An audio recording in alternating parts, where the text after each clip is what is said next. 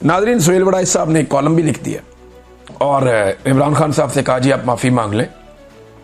जो उन्होंने कहा था ये देखें आप। यानी मुझे हैरत होती है कि ये जर्नलिस्ट हैं, ये कैसी बातें कर रहे हैं। यानी इमरान खान को कह रहे हैं कि आप माफ़ी मांगें और आपको माफ़ी मांगनी चाहिए। उनको ये मशवरे भी दे रहे हैं कि कौम जो है ना वो एक और जुल्फ़िकार अली भुट्टो की मुतहम्मिल नहीं हो सकती। सुहेल वड़ाइच कहते हैं कि कैदी जी जान है तो जहान है, पाकिस्तान भुट्टो जैसा सानिया दोबारा नहीं देखना चाहता।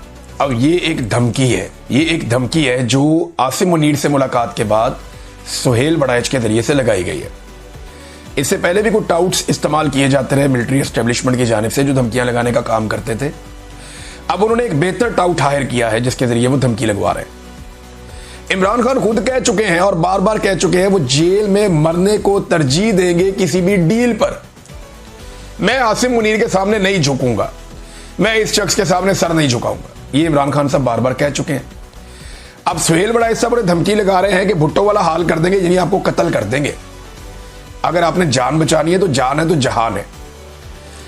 और उन्होंने कहा कि हम सानिया दोबारा नहीं देखना चाहते, ना ही आपके करोड़ों हामियों को मायूसी बेबसी में धकेलना चाहते हैं। माफी तलाफी से काम मुमकिन है तो ये फौरन करके जेल से बाहर निकलना ही अमलियत पसंदी है।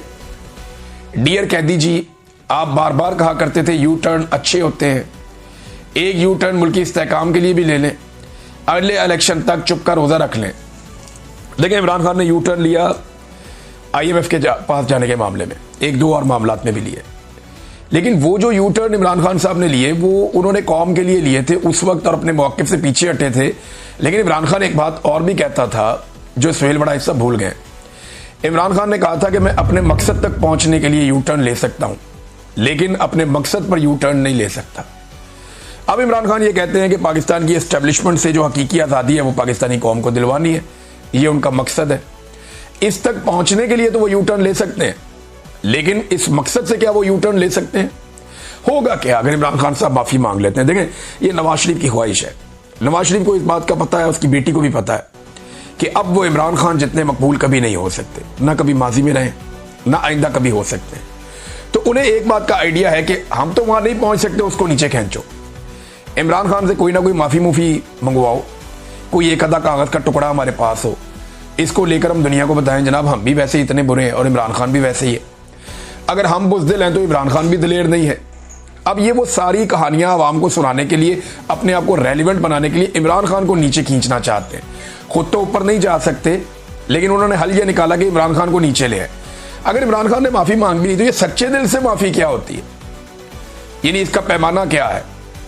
Army chief field marshal Asim Munir को कैसे पता चलेगा कि ये जो माफ़ी मांगी है ये सच्चे दिल से है या नहीं है? उसका क्राइटेरिया क्या होगा? क्या बावजू होकर कोई खास तरीकाकार करके, कोई सच्चे दिल से खुशू खुजू के साथ, वो कैसे पता चलेगा कि ये जो माफ़ी मांगी गई है ये सच्चे दिल से माफ़ी मांगी गई है या झूठे दिल से माफ़ी मांगी गई है? एक तो ये मुझे बहुत अजीब लगता है जो ये बात की जाती है। दूसरा, अगर इमरान खान साहब इस मामले में एस्टेब्लिशमेंट से हार जाते हैं फर्ज करें, तो क्या होगा?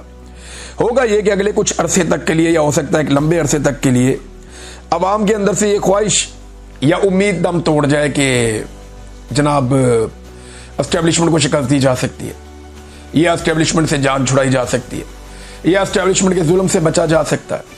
हो सकता है लोगों में ये उम्मीद दम तोड़ जाए और इस वक्त एस्टेब्लिशमेंट को यही चाहिए कि पाकिस्तान की आवाम ये सोचना भी बंद कर दे कि किसी दिन वो पाकिस्तान की एस्टेब्लिशमेंट को अपने ताबे कर लेंगे।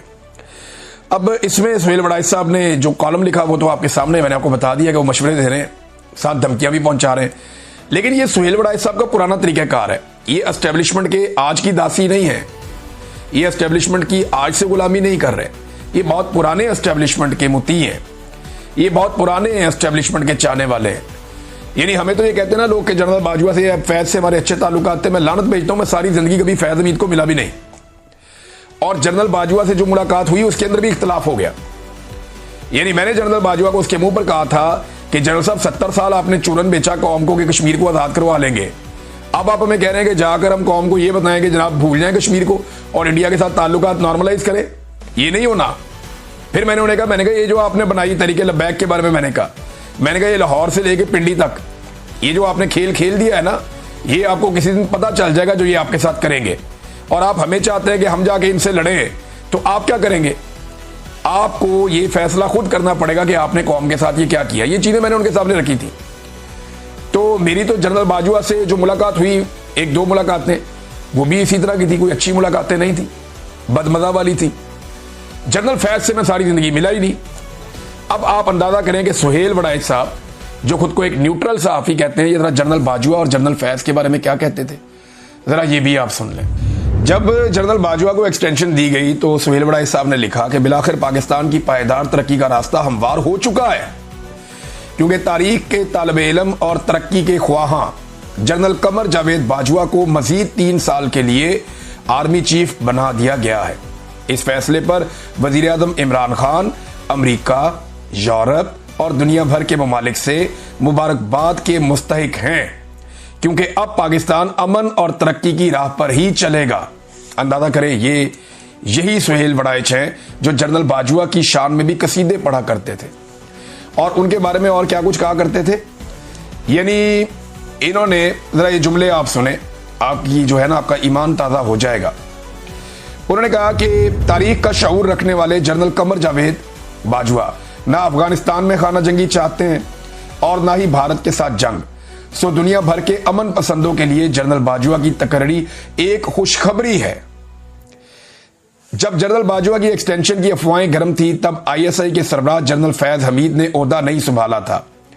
मगर जहां 4 सीनियर तरीन जर्नलों के मुस्तकबिल पर सवालिया निशान लगा है, वहीं जनरल फैज हमीद जैसा आयरन मैन जनरल बाजवा की मावनत जारी रखेगा और जनरल कमर जावेद बाजवा की 3 साला मुद्दत मुलाजमत में तौसीह के बाद अगर वो अगले आर्मी चीफ के लिए सबसे ताकतवर उम्मीदवारों की दौड़ में शामिल हो चुके हैं, यानी वो ये कह रहे हैं कि अब फैज हमीद जो है वो अगले आर्मी चीफ आ रहे हैं। उसके अलावा और भी तारीफें की तरह ये भी सुने आप। आगे वो कहते हैं कि जनरल फैज हमीद 4 सीनियर तरीन जर्नलों में शामिल होंगे और अगर उन्हें भी इसी तरह 6 साल यानी 2028 तक बतौर अगले army chief of the staff अपनी पॉलिसी तसलसल से जारी रखने का मौका मिलता है, तो पाकिस्तान भी मलेशिया, हांगकांग और चीन के मॉडल की तरह फायदा उठाकर और तरक्की करके 12 साल गुजार कर नई मंजिलों की तरफ गामजन हो चुका होगा।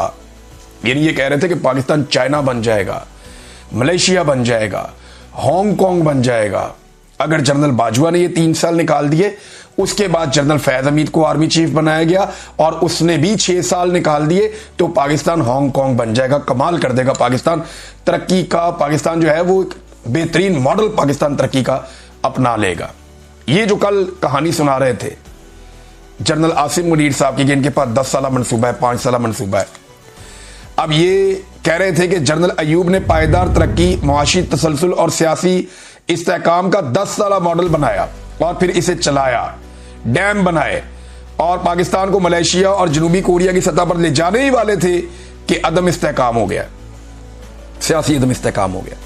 ये शख्स बहुत पुराना जर्नैलों का मुती है, बहुत पुराना जर्नैलों के साथ खुशामद करने वाला है। मैं सुहेल वड़ाइच साहब के बारे में ये कहना नहीं चाहता था, लेकिन जो भी डिक्टेटर आता है परवेज मुशर्रफ से लेकर अब तक, सुहेल वड़ाइच साहब ने दबा के इनकी तारीफें की और इनकी गेम उठाई और इनके कसीदे पढ़े और फिर वक्त आने पर ये इनकलाबी भी बन जाते हैं।